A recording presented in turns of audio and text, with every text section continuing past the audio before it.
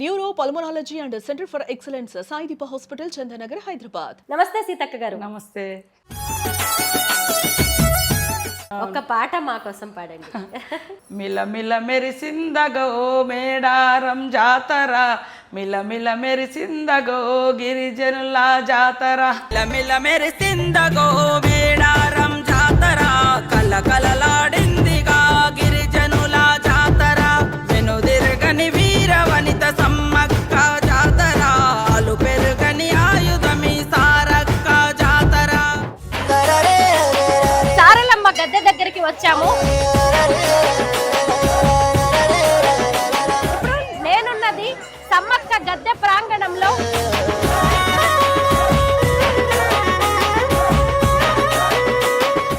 గోవిందరాజులు గద్దె దగ్గరికి నేను వచ్చాను. మేడారం అటవీ ప్రాంతంలో గద్దెల రూపంలో కొలువైన సమ్మక్క సారలమ్మను దర్శించుకోవడానికి అనేక రాష్ట్రాల నుంచి కోట్లాది మంది భక్తులు తరలి వస్తూ ఉంటారు. దీన్ని కుంభమేళాగా అభివర్ణిస్తూ ఉంటారు. ఆసియాలోనే అతి పెద్ద గిరిజన జాతర మేడారం సమ్మక్క సారలమ్మ జాతర. 2 ఏళ్లకోసారి జరిగే ఈ జాతరను చూడ్డానికి ఎంతో మంది అదృష్టం ఉండాలి అని చెబుతూ ఉంటారు. అయితే ఇప్పుడు మేము హైదరాబాద్ నుంచి తాడ్వాయి ప్రాంతానికి చేరుకున్నాం. చూసారు కదా ఈ స్వాగత తోరణాన్ని గిరిజన కళారూపాలతో ఎంత అందంగా అలంకరించారో, ఎంత అద్భుతంగా భక్తులకు స్వాగతం పలుకుతున్నారో. ఈ రోడ్డు గుండా మనం లోపలికి వెళ్తే సమ్మక్క సారలమ్మల దర్శనం అవుతూ ఉంటుంది. వనసీమలో జరిగే జన జాతరకు సీఎం రేవంత్ రెడ్డి సర్కార్ 250 కోట్ల రూపాయలను కేటాయించి అభివృద్ధి పనులు చేస్తోంది. జాతరను అద్భుతంగా నిర్వహిస్తోంది. ఇప్పుడు ఇవన్నీ కూడా సీతక్క కనుసన్నల్లోనే జరుగుతూ ఉన్నాయి. సీతక్కను కలుసుకోవడానికి మేము హైదరాబాద్ నుంచి మేడారం బయలుదేరాం. పదండి, సీతక్క రాజకీయ ప్రస్థానం గురించి, ఆమె జీవితం గురించి అనేక విషయాలు తెలుసుకుందాం.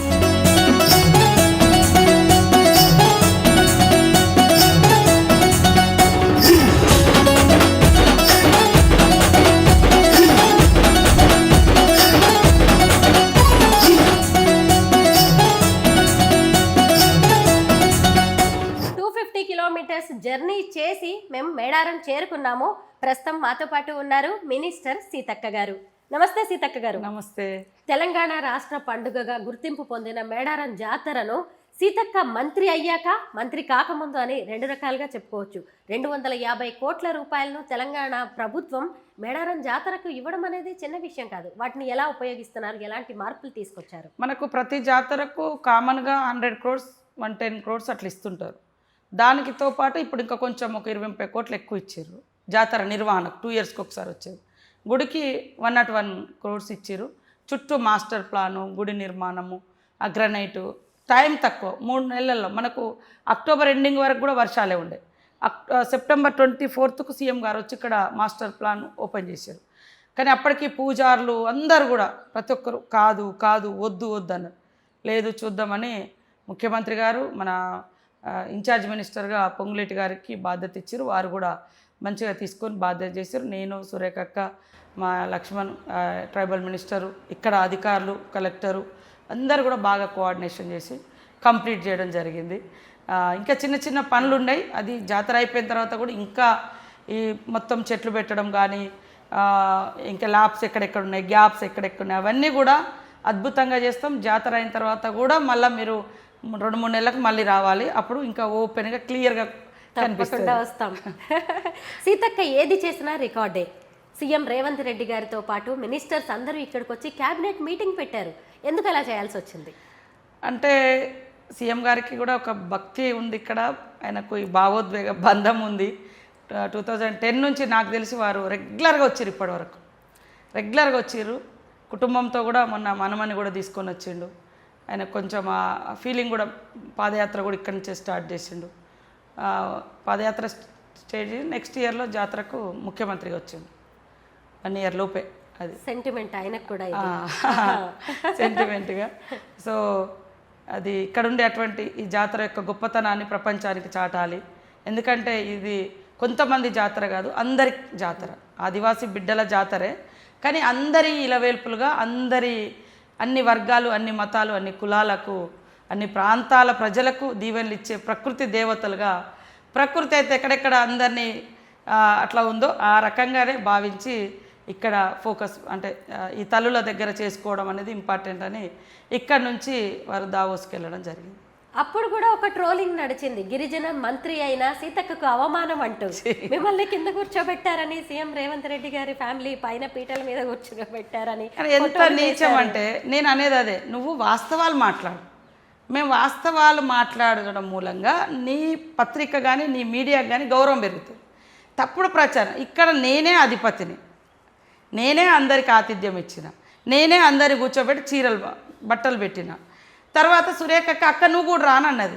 పాపం నేను ఆమె ముంగడపై కూర్చుంటే ఆమెకు అడ్డమైతా అని నేను కొద్దిగా ముందుకు కూర్చున్నా. నాకై నేను తక్కువ, మీరు ఆ వీడియోలు చూస్తే అందరికీ బట్టలు పెట్టి అటు పక్కన నిలబడుతుంటే లేదు నువ్వు కూడా ఇక్కడికి రా అని సురేఖక్క పిలిచింది. రాగానే వాళ్ళ ముంగడ కూర్చుంటే కరెక్ట్ వాళ్ళు నాకు వెనుక వాళ్ళ ఫేస్ కనపడదని సురేఖక్క ముందట నేను కూర్చున్నా. అది కింద కాదు, అది నేను పైన కూర్చోవాలంటే పైన కూర్చోగలుగుతా. అందులో ఎక్కడ కూడా అవమానం. వాళ్ళ ఇంట్లో సభ్యురాలుగా ఉంటాను నేను. అక్క అంటారు. సో ఆమె కూడా పాపము అక్క అంటది నన్ను, గీతమ్మ కూడా. పిల్లలు కూడా నైమిష కూడా మంచిగా అందరూ రిసీవ్ చేసుకుంటారు వాళ్ళ ఫ్యామిలీ మెంబర్ లాగా. వాళ్ళు నేనే వాళ్ళని ఆహ్వానించి వాళ్ళని గౌరవించుకుంటే నాకు అవమానం అనడం ఇది ఏమన్నా కరెక్ట్ ఉందా? అందుకని ఇట్లా తప్పుడు. ఇప్పుడు నేనే అన్ని ఏర్పాట్లు చేసిన. మనము అతిథులను గౌరవించడం మన బాధ్యత. వాళ్ళు మా అతిథులు, ఆయన అధిపతిని నేనే, అక్కడ నిర్వాహకురాలని నేనే.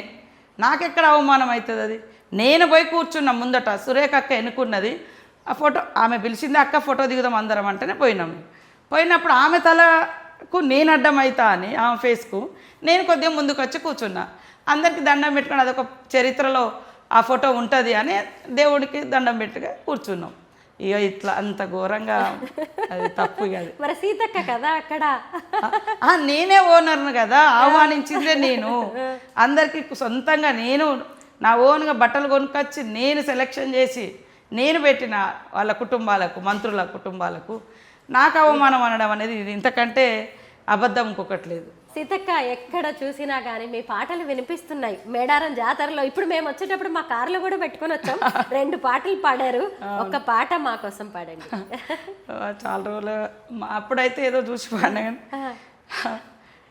మిల మెరిసిందగో మేడారం జాతర, మిల మెరిసిందగో గిరిజనుల జాతర, మిల మెరిసిందగో మేడారం జాతర, కలకలలాడిందిగా గిరిజనుల జాతర, వెనుదిరగని వీర వనిత సమ్మక్క జాతర, అలు పెరుగని ఆయుధమి సారక్క జాతర. బాగుంది. ఇంకొక పాట, ఇంకోటి ఏదో మర్చిపోయినా అసలు. చాలా గుడి లేదు, గోపురం లేదు, దర్వాజా లేదు అని పాడుతున్నారు కదా, మంచిగా ఆ పాట బాగుంది. అది కూడా, అది కనకవ మీరు కూడా పాడారు కదా, మీ ఇద్దరు కలిసి పాడారు. మేమిద్దరం ఆడ స్టేజ్ మీద పాడినట్టుంది. సీఎం గారు వచ్చినప్పుడు ఏదో పాట పాడినాము హైదరాబాద్ లో, ఆమెతో బాగా వినిపిస్తుంది ఇప్పుడు ఆ పాట. మీ వాయిస్ ఎక్కడ విన్నా కూడా ఫైనల్ గా మాకు మేడారం ములుగు అనగానే సమ్మక్క సారక్కతో పాటు సీతక్క కూడా గుర్తొస్తారు. సీతక్క మాటల్లో సమ్మక్క సారక్క కథ వినాలని ఉంది. సమ్మక్క సారలమ్మ చరిత్ర, నాకు తెలిసిన చరిత్ర, కాకతీయులను ఎదిరించిన చరిత్ర.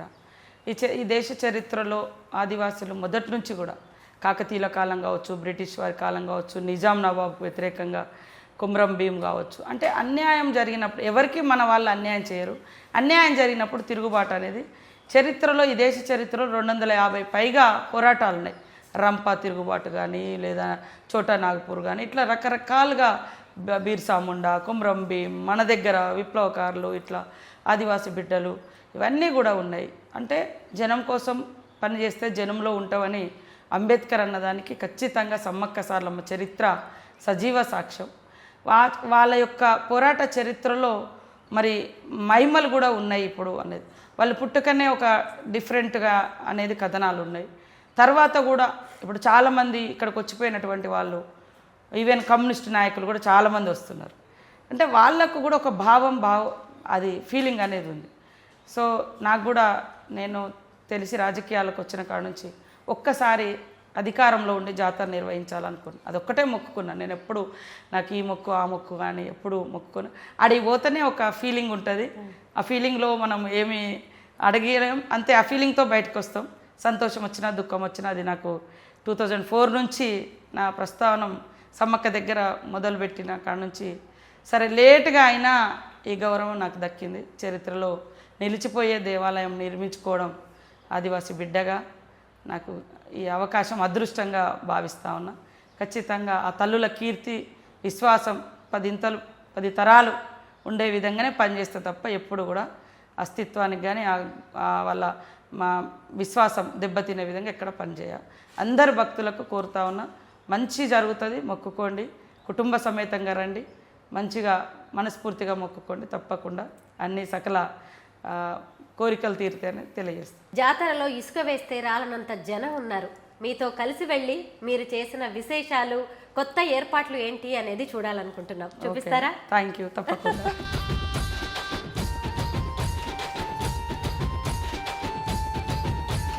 సమ్మక్క సారలమ్మ వనదేవతలు, గిరిజనుల ఆరాధ్య దైవాలు. వారిద్దరూ కూడా కుటుంబంతో సహా కాకతీయుల మీద పోరాడి అమరులయ్యారు, చరిత్రలకెక్కారు. గిరిజనుల మనసులో సుస్థిర స్థానాన్ని సంపాదించుకున్నారు. సీతక్కతో కలిసి మేమిప్పుడు సమ్మక్క సారలక్క ఆలయానికి వెళ్తూ ఉన్నాము. ఎక్కడైనా సరే ఒక గుడి అనగానే, దేవత అనగానే పెద్ద పెద్ద ఆలయాలు దర్శనమిస్తాయి. కానీ సమ్మక్క సారలమ్మలకు ఎలాంటి గుడులు ఉండవు, కనీసం ద్వారం కూడా ఉండదు. అలాంటి దేవతలకి కోట్లాది మంది భక్తులు. మంత్రి సీతక్క గారి మాటల్లో తెలుసుకుందాం. సీతక్క గారు, ఇక్కడ ఎలాంటి మార్పులు చేశారు ఈసారి? అంటే మనకు ముందు నుంచి చిన్న గుడి, చిన్న గద్దెలు ఉండేది, పగడిద్దరాజు, గోవిందరాజు. ఫస్ట్ అవి మారుద్దామని అనుకున్నాము, ముందుకు తీసుకొద్దాం, ఒక వరుస క్రమంలో పెడితే భక్తులందరికీ కూడా మంచి దర్శనం అవుతుందని. సో దాంతో మొదలైన ఆలోచన అట్లా కాదు, మొత్తము గుడి పెద్దగా చేస్తే బాగుంటుందని మన ముఖ్యమంత్రి గారు చెప్పడంతో ఇంకా మాస్టర్ ప్లాన్ తయారు చేసుకొని, అంతకుముందు 2,000-3,000 మంది అట్లా భక్తులు ఎట్టే టైంలో దర్శనం అయ్యేది. కానీ ఇప్పుడు దాదాపు 10,000 మంది ఎట్టే టైంలో దర్శనానికి పోయే అవకాశము మనకు కల్పించడం జరిగింది. ఈ రోడ్స్ కూడా చాలా, మీకు చూస్తే సింగిల్ రోడ్స్ ఉండేది, చాలా టైట్గా ఉండేది. ఇప్పుడు ఎన్ని లక్షల మంది వచ్చినా మంచి ఫ్రీగా రోడ్ మీద నడిచి వెళ్ళడానికి కానీ, వెహికల్స్ కొంతవరకు వెహికల్స్ అనుమతించడానికి కానీ బాగా అవకాశం వచ్చింది.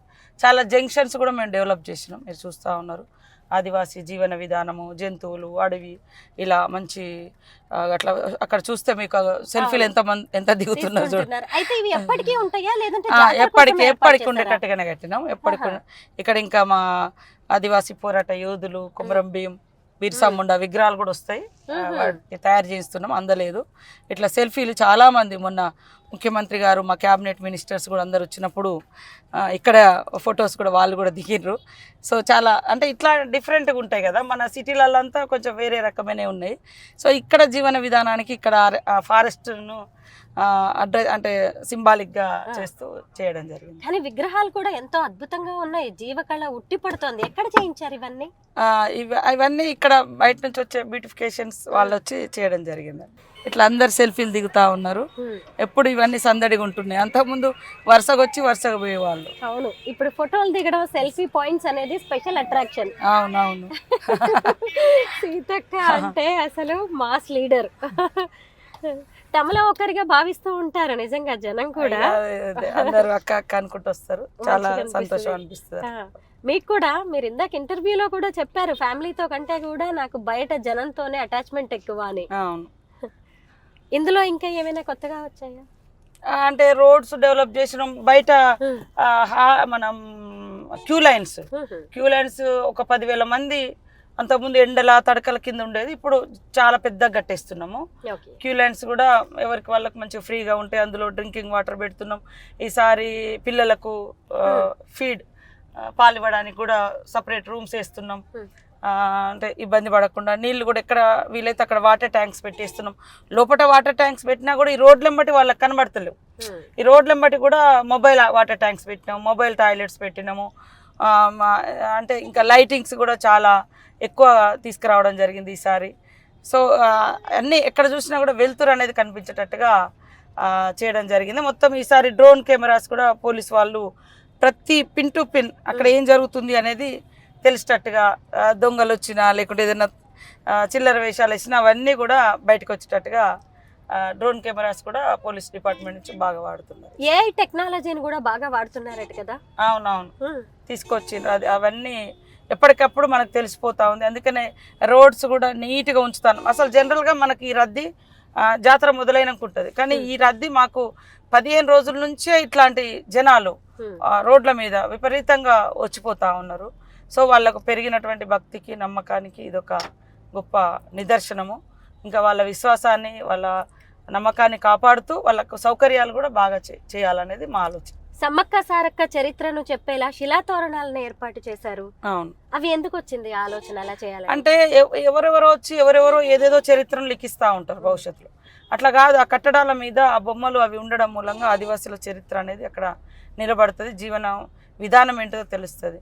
కొన్ని చోట్ల దేవుళ్ళు బాగా ఎక్స్పోజ్ అయ్యి అంటే బాగా ప్రాచుర్యంలోకి వచ్చినాక వేరే వాళ్ళు ఆక్యుపై చేసేసి వేరే రకమైన పూజలు చేసి అక్కడ నుంచి అక్కడ ఉన్న ఆదివాసీ ఆచారాలు సాంప్రదాయాలు పక్కకు పోతున్నాయి. వేరే వాళ్ళు వచ్చి వేరే అవుతుంది. దట్టమైన అడవులలో వెలిసినటువంటి అనేక గొప్ప గొప్ప దేవుళ్ళు కూడా ఒకప్పుడు ఆదివాసీ పూజారులు ఉండేవాళ్ళు, ఆదివాసీలు ఉండేవాళ్ళు. కానీ అది ఈరోజు కనుమరుగైపోయింది. భవిష్యత్తులో అలాంటి పరిస్థితి రావద్దని మేము ఆనవాళ్ళన్నీ కూడా అక్కడ నిర్మించినాం. 150 ఎకరాల్లో బస్ స్టాండ్, అలాగే జంపన్న వాగు దగ్గర కూడా చాలా ఏర్పాట్లు చేశారు. అవి ఎలా ఉన్నాయి? జంపన్న వాగు దగ్గర కూడా అన్నీ ఇంకా కొంచెం మేము టూరిజంది అనుకొని ఒక 5 కోట్లు కేటాయించడం, కానీ టైం లేక చేయలేకపోయినాము. అక్కడ కూడా అన్ని బాతింగ్ ఘాట్స్ కానీ తర్వాత స్నానాలు చేయడానికి ఈజీగా ట్యాప్స్ కానీ ఇవన్నీ పెట్టడం, అన్ని వాటరు టాయిలెట్స్ ఫెసిలిటీస్. భక్తులు అడిగేది అదే ఎక్కువ, జంపన్న వాగులో స్నానాలు, తర్వాత శానిటేషను, క్యూ లైన్లు, మంచి దర్శనం ఇవే అడుగుతారు. కాబట్టి అవన్నీ కూడా ఏర్పాటు చేసేసి జనవరి 28 నుంచి 31వ తారీఖు వరకు 4 రోజుల పాటు మేడారం జాతర జరుగుతోంది కదా. ఈ 4 రోజుల పాటు ఏం చేస్తారక్క? 4 రోజుల పాటు అంటే ఫస్ట్ రోజు సార్లమ్మ, పగడిద్దరాజు, గోవిందరాజులు వాళ్ళ ఊర్ల నుంచి వాళ్ళ గుట్టలలో కొలువైన ప్రాంతం నుంచి తీసుకొచ్చి అందరూ ఊరు గుడిలో పూజలు చేసి మళ్ళీ బుధవారం రోజు సాయంత్రం 6-7 గంటలకు గద్దెలను ఎక్కిస్తారు. బేస్తవారం నాడు సమ్మక్కను చిలకలగుట్ట నుంచి తీసుకొస్తారు. శుక్రవారం నాడు మొక్కులు చెల్లించుకుంటారు. శనివారం రోజు అన్ని పూజలు చేసుకొని మళ్ళీ తిరిగి వనంలోకి ఎక్కడ దేవుళ్ళని అక్కడ పంపుతారు. చిలకలగుట్టకు సమ్మక్కను తీసుకుపోయి ప్రతిష్ఠింపజేస్తారు. అంటే జనరల్గా అయితే భక్తులు వచ్చిన వాళ్ళు బుధవారం నుంచి శుక్రవారం దాకా ఉండడం అనేది ఆనవాయితీ. కానీ ఇప్పుడు పెరిగిన భక్తుల అవసరాలు, ఇప్పుడు భక్తి భావంతో కాకుండా మన అవసరాలకు తగ్గట్టుగా మనం వచ్చి పూజలు చేసుకొని పోతున్నాం. సరే, ఏదేమైనా ఆనవాయితీని బొడగొట్టుకోకుండా మన తాతలు ముత్తాతలు చేస్తే మనం కూడా అది కంటిన్యూ చేయడం అనేది గొప్ప విషయం. అక్క, ఈసారి టెంట్ సిటీ ఏర్పాటు చేశారంట. అలాగే మళ్ళీ మనం ఇక్కడికి రావాలి భక్తులు అంటే చాలా ఇబ్బందులు అవుతూ ఉంటాయి, ట్రాఫిక్, అలాగే వెహికల్స్ ఎక్కడ చూసినా. ఇప్పుడు హెలికాప్టర్స్ కూడా ఏర్పాటు చేశారు కదా.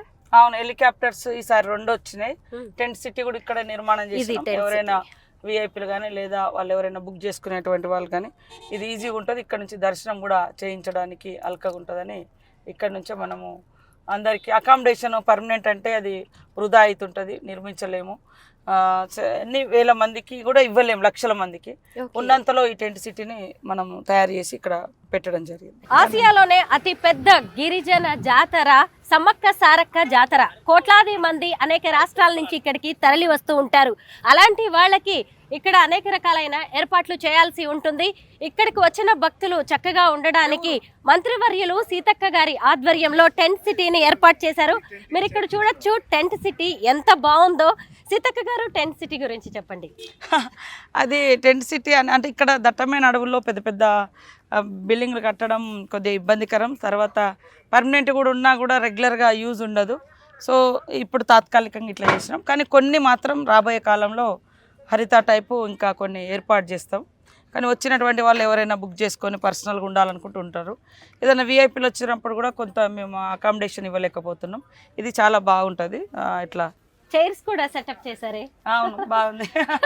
నేను కూడా ఇవాళనే కూర్చున్నాయా. టెంట్ సిటీ ఇప్పుడు ఎలా ఉందంటే పక్క పక్కల ఇళ్ళ వాళ్ళు అలాగే పొరుగింటి వాళ్ళని చూస్తూ ఎదురు వాళ్ళని మాట్లాడుకోవచ్చు. చాలా బాగుంటది. అవును, బాగుంది. బాగా ఆలోచించి ఇలాంటి సెటప్ చేసినట్టున్నారు.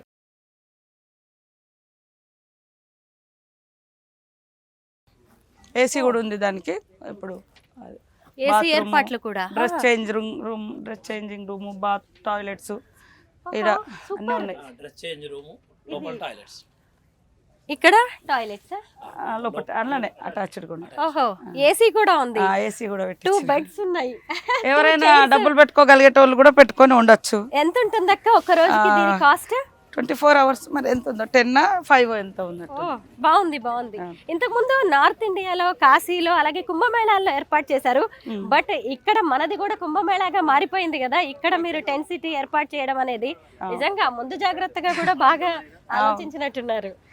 అది కొంచెం టైం ఈసారి మనకు జాతర కూడా ముందు వచ్చింది. అవును వాస్తవానికి ఇంకా కొంచెం టైం ఉంటే ఇంకా బాగుండు అనేది ఉంది. ఇవన్నీ ఇంకా కంప్లీట్ చేసుకుందాం. జాతర తేదీలను ఎలా నిర్ణయిస్తారక్క? వాళ్ళు మన పెద్ద మనుషులు కూర్చొని డిసైడ్ చేస్తారు. పున్నమి నిండు పున్నమి ఎప్పుడు వస్తుందో దాన్ని బట్టి డిసైడ్ చేస్తారు.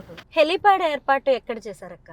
హెలిప్యాడ్ ఎవ్రీ ఇయర్ ఎవ్రీ టైంలో అది పర్మనెంట్గా ఉంటుంది, అక్కడే ఉంది. ఇంకా ఇంకొకటి కూడా ఉన్నాయి, అంటే ఈసారి ప్రైవేట్ హెలికాప్టర్స్ వాళ్ళు కూడా 2 పెట్టుకున్నారు.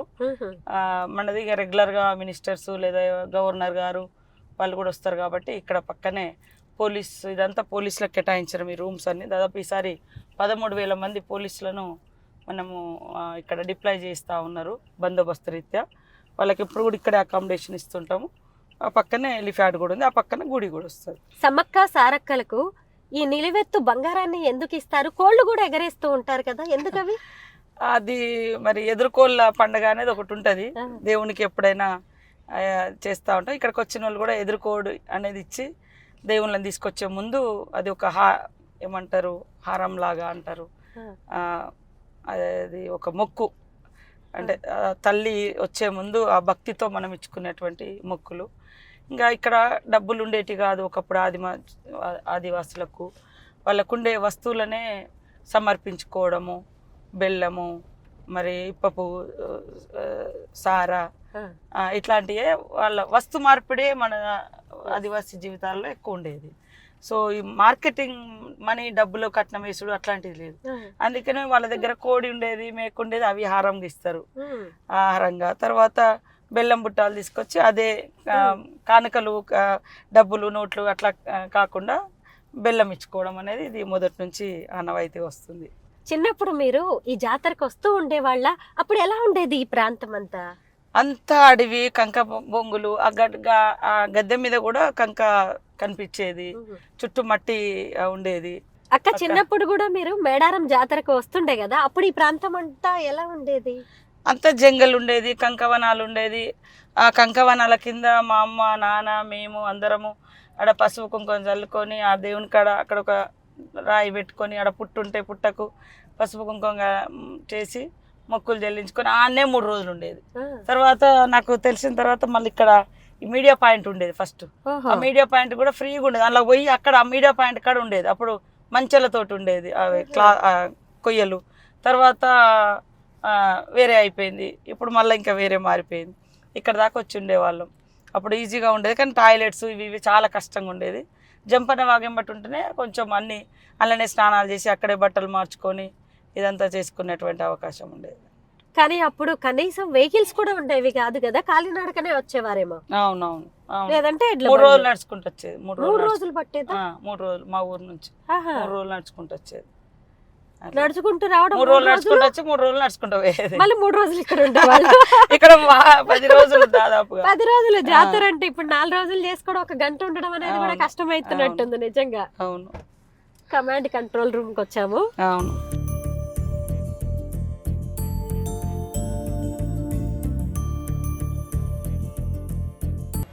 ఇక్కడ మొత్తం ఎన్ని సీసీ కెమెరాలు ఏర్పాటు చేశారు? 40 ఉన్నట్టున్నాయి. అంటే మొత్తం జాతర చూడ్డానికి మొత్తం డ్రోన్ ఇక్కడ. ఓ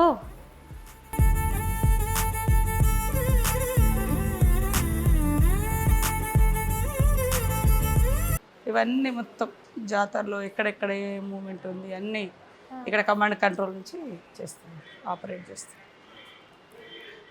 చిన్న పిల్లలు తప్పిపోయినా గానీ పట్టుకోవడానికి కొత్త ఏదో ఏర్పాటు చేశారు. ఒక టై తయారు చేసారు, దాని ద్వారా ఈజీగా క్యాచ్ చేసుకోవడానికి దొరకబట్టడానికి మన పోలీస్ వాళ్ళు. ఇంతమంది భక్తులు వస్తారు కాబట్టి దొంగల భయం కూడా ఉంటుందేమో. దొంగలు ఎక్కువ. మన పనిలో మనం ఉంటే వాళ్ళ పనిలో వాళ్ళు ఉంటారు, కానీ దొరుకుతున్నారు దొంగలు. ఇట్లా క్లోజ్గా మానిటరింగ్ అవుతుంటుంది కాబట్టి తొందరగానే దొరకబట్టచ్చు. అవును, దొరికిర్రు కూడా 2-3 నిన్న మొన్న. ఇబ్బంది ఉండదు. ఈసారి ఎక్కువ దొంగతనాలు జరగవు. ఒకవేళ ఎవరైనా చేసినా ఇంటికి పోయినా పట్టుకొచ్చి వాళ్ళకి ఇప్పియచ్చు. అవునా?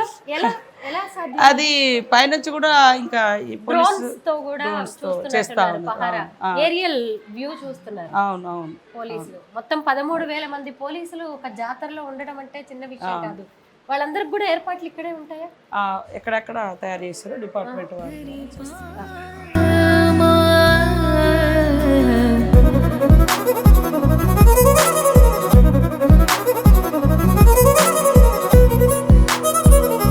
ఇప్పుడు మేము సమ్మక్క గద్దె దగ్గరికి వచ్చాము.